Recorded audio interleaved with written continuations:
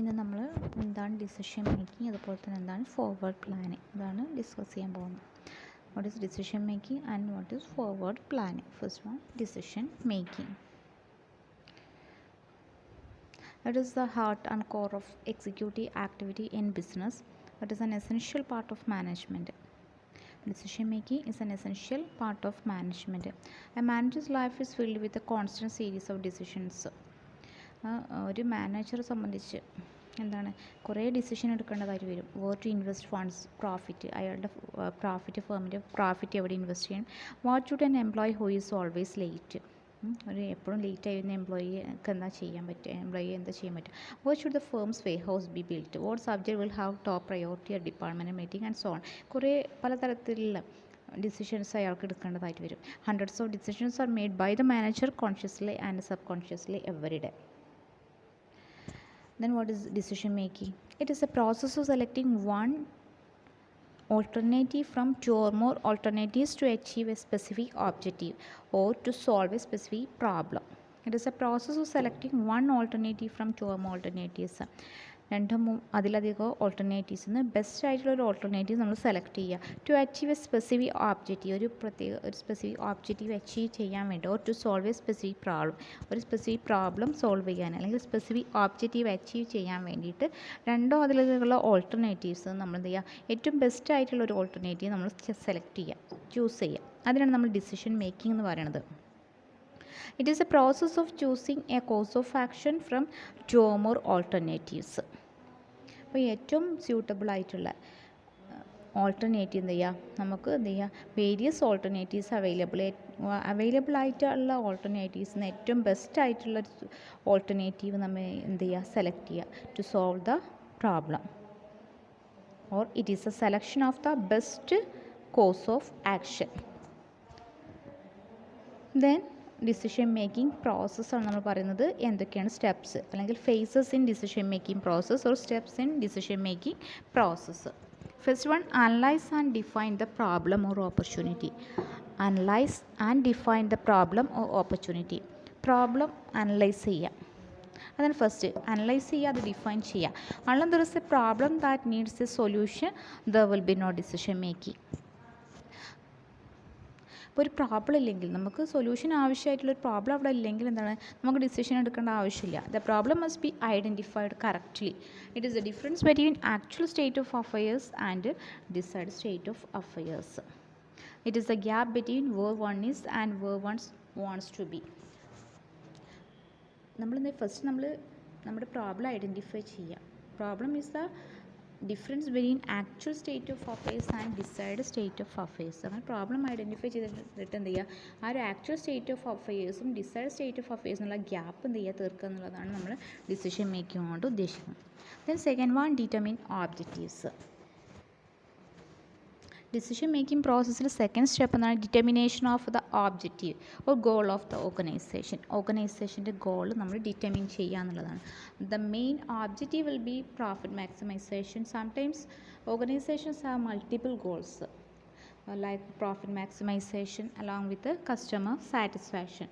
അപ്പോൾ നമ്മളൊരു ഓർഗനൈസേഷനിൽ നമുക്കറിയാം മെയിനായിട്ടുള്ള ഒരു ഓർഗനൈസേഷൻ്റെ ഓബ്ജക്റ്റീവ് എന്ന് പറയുന്നത് എന്താണ്, ഇറ്റ്സ് ലൈക്ക് പ്രോഫിറ്റ് മാക്സിമൈസേഷൻ. അതുപോലെ തന്നെ കസ്റ്റമർ സാറ്റിസ്ഫാക്ഷനും ഇമ്പോർട്ടൻസ് ഉണ്ട്.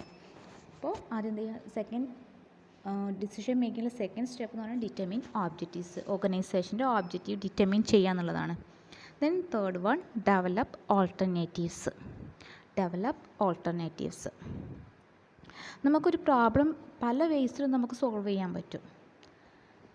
പല ഓൾട്ടർനേറ്റീവ്സ് നമ്മുടെ മുന്നിലുണ്ടാവും. ഒരു പ്രോബ്ലം സോൾവ് ചെയ്യാൻ പല വേസും പല വഴികളും ഉണ്ടാവും. A problem can be solved in several ways. Therefore, the next step is to develop alternative course of action or solutions to problems. അപ്പോൾ നമ്മൾ കുറേ പോസിബിൾ ഓൾട്ടർനേറ്റീവ്സ് ഉണ്ടാവും. And choose the best one. അതിൽ നമ്മൾ ഏറ്റവും ബെസ്റ്റ് ആയിട്ടുള്ള choose ചെയ്യുക എന്നുള്ളതാണ് ഏറ്റവും നമ്മുടെ അടുത്ത സ്റ്റെപ്പായിട്ട് വരുന്നത്. Suppose a firm wants to modernise its technology, it has various alternatives to choose from. അപ്പോൾ നമ്മുടെ ഫേം ടെക്നോളജി മോഡേണൈസ് ചെയ്യാൻ വേണ്ടി ഉദ്ദേശിക്കുകയാണെങ്കിൽ നമുക്ക് പല ഓൾട്ടർനേറ്റീവ്സും ഉണ്ട്. നമുക്ക് എന്ത് ചെയ്യാം, നമുക്ക് സ്വന്തമായിട്ട് തന്നെ റിസർച്ച് ആൻഡ് ഡെവലപ്മെൻറ്റിലൂടെ നമുക്ക് എന്ത് ചെയ്യാം, ഇൻഡിജിനസ് നമ്മൾ സ്വന്തം തന്നെ നമുക്കൊരു ടെക്നോളജി ഡെവലപ്പ് ചെയ്യാം. അല്ലെങ്കിൽ നമുക്ക് വേറെ എന്തെങ്കിലും പർച്ചേസ് ചെയ്യാം. Another one is to get into a technical collaboration. നമുക്ക് എന്തും ചെയ്യാം. നമുക്ക് എന്താണ് ഇൻഡിജിനസ് ആയിട്ട് നമുക്ക് സ്വന്തം തന്നെ റിസർച്ച് ഡെവലപ്മെൻറ്റിൻ്റെ സഹായത്തോടു കൂടി നമുക്കൊരു പുതിയതായിട്ട് നമുക്കൊരു ടെക്നോളജി ഡെവലപ്പ് ചെയ്യാം. അപ്പോൾ അതിനൊക്കെ കൂടുതൽ ടൈം എടുക്കും. അപ്പോൾ എന്താണ്, നമുക്ക് ആ ഓൾട്ടർനേറ്റീവ്സ് ഏറ്റവും സ്യൂട്ടബിൾ ആയിട്ട് ഏതാണോ, നമുക്ക് ഏറ്റവും നല്ലത് ഏതാണോ അത് നമ്മൾ ചൂസ് ചെയ്യുക എന്നുള്ളതാണ്. Then evaluate alternatives. എന്തിൻ്റെ ബേസിലാണ് നമ്മൾ ഓൾട്ടർനേറ്റീവ് സെലക്ട് ചെയ്യുന്നത്, അത് ഇവാലുവേറ്റ് ചെയ്യണം. Each of these alternatives have their own benefits and limitations. So the next step is to evaluate the alternatives against a set of criteria. ഈ ഓൾട്ടർനേറ്റീവ്സിന് എന്ത് ചെയ്യുക, ഒരു ക്രൈറ്റീരിയ വെച്ചിട്ട് നമ്മൾ ഇവാലുവേറ്റ് ചെയ്തിരിക്കണം. The pros and cons of each alternative should be analyzed by gathering necessary information. അപ്പോൾ ഓരോ ഓൾട്ടർനേറ്റീവിനും അതിൻ്റേതായിട്ടുള്ള പ്രോസ് ആൻഡ് കോൺസ്, അതിൻ്റെ മെറിറ്റ്സ് ഡിമെറിറ്റ്സ് ഒക്കെ ഉണ്ടാവും. അപ്പോൾ അത് നോക്കിയിട്ട് ഏതാണ് സെലക്ട് ചെയ്യുക, നമ്മൾ ഇവാലുവേറ്റ് ചെയ്യും. ഓരോ ഓൾട്ടർനേറ്റീവിനെയും നമ്മൾ എന്ത് ചെയ്യുക, ഇവാലുവേറ്റ് ചെയ്തിരിക്കണം. Then choose the best alternative. Next step is choose the best alternative or make the decision. After evaluating all the alternatives, the next step is to select the best alternative from all the possible alternatives. It is one which satisfies all the criteria. Variety of tools are used to reach the optimal decision. Important tools are marginal analysis, linear programming, etc.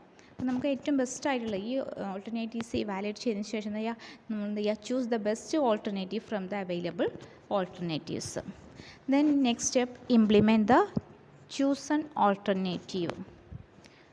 Implement ചെയ്യുക എന്നുള്ളതാണ്. നമ്മൾ alternative select ചെയ്തു, then implement the chosen alternative or implement the decision. നമ്മൾ decision implement ചെയ്യുക, നടപ്പിലാക്കുക. നമ്മൾ choose ചെയ്തത് നടപ്പിലാക്കുക. The chosen alternative is to be implement by the managers.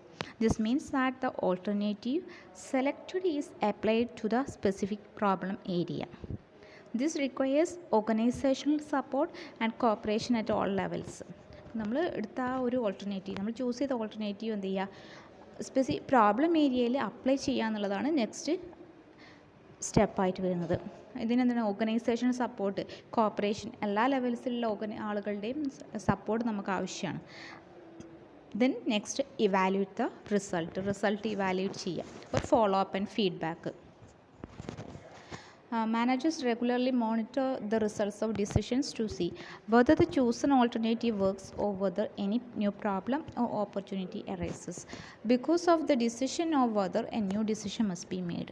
In short, the impact of the alternative implemented has to be examined or evaluated. നമ്മൾ ഈ ഒരു implement ചെയ്ത് കഴിഞ്ഞാൽ നമുക്ക് വെറുതെ നോക്കാൻ പറ്റില്ല. നമ്മളതിൻ്റെ ഫീഡ്ബാക്ക്, നമ്മൾ ഫോളോ അപ്പ് സ്റ്റഡി നടത്തണം.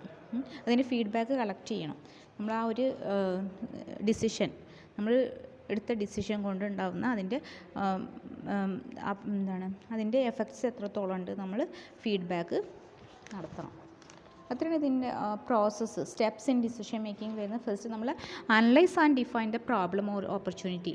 നമ്മൾ പ്രോബ്ലം ഐഡൻറ്റിഫൈ ചെയ്യുക, അനലൈസ് ചെയ്യുക, അത് ഡിഫൈൻ ചെയ്യുക. Then determine the objectives of the organisation. Then develop various alternatives to solve the problems. Then evaluate these alternatives and choose the best alternative from the available alternative. Then implement the chosen alternative and evaluate the result. Then next topic, forward planning. എന്താണ് forward planning? It goes hand in hand with the decision making. It is the most delicate and complicated issue in decision making. എന്താണ് forward planning? It refers to formulation of future business plans. Future business plans നമ്മൾ formulate ചെയ്യുക. Forward ഫ്യൂച്ചറിലുള്ളതാണ്. ഫ്യൂച്ചറിലേക്ക് വേണ്ടി നമ്മൾ plan ചെയ്യുക. It means establishing plans for the future to carry out the decision taken. It involves prediction and forecast. നമ്മൾ predict ചെയ്യുക, നമ്മൾ ഫ്യൂച്ചറിനെ പ്രെഡിക്റ്റ് ചെയ്തുകൊണ്ട് ഫ്യൂച്ചറിൽ എന്തൊക്കെ ചെയ്യണം എന്നുള്ളത് ഫോർവേഡ് നമ്മൾ പ്ലാൻ ചെയ്യുക എന്നുള്ളതാണ് ഇതിനെ establishing plans for the future. അപ്പോൾ നമുക്ക് ഈ ഒരു ഫോർവേഡ് പ്ലാൻ എന്നുള്ള it is not an easy task. നമ്മൾ ഫ്യൂച്ചർ അൺസർട്ടൻ ആണ്, അതുകൊണ്ട് തന്നെ നമ്മൾ അറ്റ്മോസ്റ്റ് കെയർ നമ്മൾ എടുക്കണം. A small mistake in prediction can result in collapse and huge loss for business. അതുകൊണ്ട് തന്നെ ഫോർവേഡ് പ്ലാനിങ് ഈസി ആയിട്ടുള്ള ഒരു ടാസ്ക് അല്ല. നമ്മൾ ഫ്യൂച്ചർ അൺസർട്ടൺ ആയതുകൊണ്ട് തന്നെ നമുക്ക് അതിൻ്റെ റിസൾട്ട് ശരിയായിക്കോണമെന്നില്ല. അതുകൊണ്ട് നമ്മൾ കെയർ അതിന് വേണ്ടി എടുക്കണം. Accurate information about economic variables like future demand, cost, profit is required for forward planning. അതുപോലെ മാനേജറിൻ്റെ പാസ്റ്റ് ആൻഡ് കറണ്ട് ഡാറ്റ ഒക്കെ യൂസ് ചെയ്തിട്ടാണ് നമ്മൾ future course of action predict ചെയ്യുന്നത്. Managerial economics make use of various statistical tools for forward planning. Without forward planning, it is not possible to implement the decisions taken. Similarly, in the absence of forward planning, the firm cannot implement the business strategies and tactics successfully. അപ്പോൾ നമ്മൾ forward plan ഇല്ലെങ്കിൽ, നമ്മൾ ഫ്യൂച്ചറിലേക്കൊന്നും plan ചെയ്തിട്ടില്ലെങ്കിൽ എന്ത് ചെയ്യുക, നമുക്ക് നമ്മുടെ business strategies tactics successfully നമുക്ക് ഇംപ്ലിമെൻറ്റ് ചെയ്യാൻ പറ്റില്ല. So forward planning is essential for A business. Okay, thank you.